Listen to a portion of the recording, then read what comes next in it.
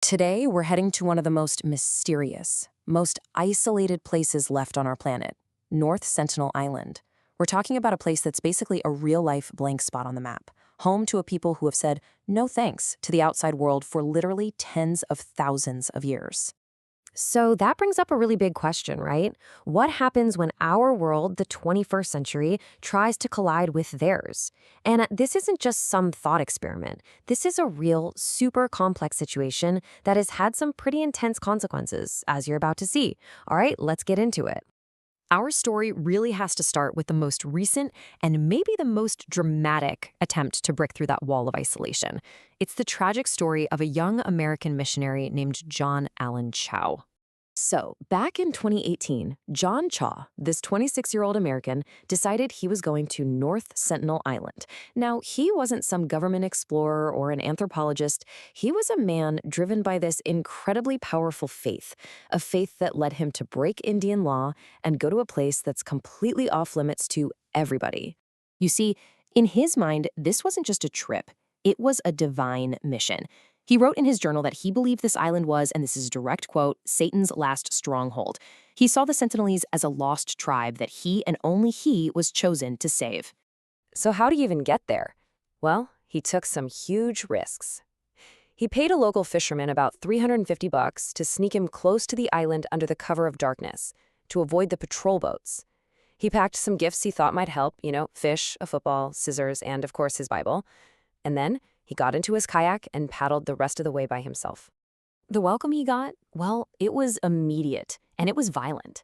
As he was trying to talk to them, a kid, maybe a teenager, shot an arrow right at him. And in this crazy twist of fate, the arrow hit the waterproof Bible he was holding up to his chest. It probably saved his life.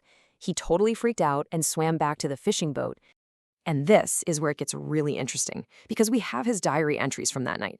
He was clearly terrified. You can feel the struggle in his words as he asks God if this island really is Satan's last stronghold, and then just straight up says, I don't want to die.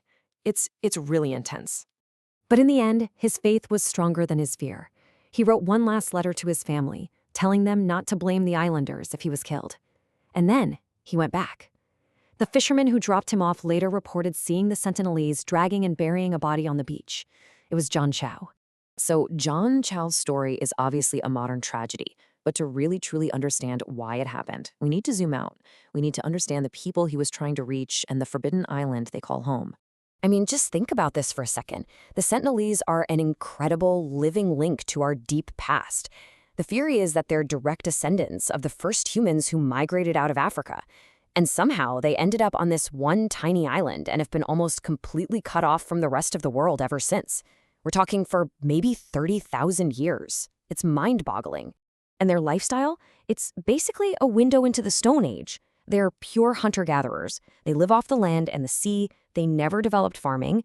We have absolutely no idea what their language sounds like or what its structure is, and we don't even know how many of them there are. Estimates range anywhere from 50 to maybe 250 people. Total mystery. So this brings us to the big question, right? Why are they so fiercely protective? Why do they meet almost every single outsider with a shower of arrows? Well, the answer seems to be buried in a long and pretty painful history of contact with the outside world. Okay, so let's walk through this timeline because it really tells a story. It all starts back in 1880. A British colonial officer actually kidnaps an elderly couple and 4 kids. The adults get sick and die almost immediately. The kids are sent back to the island, and they might have been carrying those new diseases with them. Not a great start. Then you fast forward. 1974, a film crew gets attacked with arrows. 1981, a cargo ship wrecks on their reef. Kind of ironic, but they salvage the metal to make better arrowheads. Then, in 1991, something amazing happens. The first and only peaceful contact, where they actually accept gifts of coconuts from a team led by a female anthropologist. But it didn't last. After the massive 2004 tsunami, they shot arrows at a helicopter checking to see if they were okay. And in 2006, they killed 2 fishermen who got too close. The message is pretty consistent.